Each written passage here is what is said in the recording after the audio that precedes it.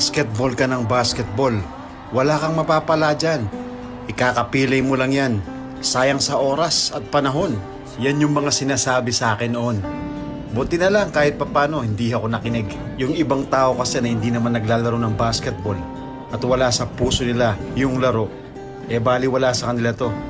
Di tulad natin, pag Ballis Life ka, iba yung basketball para sa atin Paraiso. Ang basketball ang nagligtas sa atin sa anxiety, depression, yung mga ganung bagay na alam mong ikakabagsak ng buhay mo.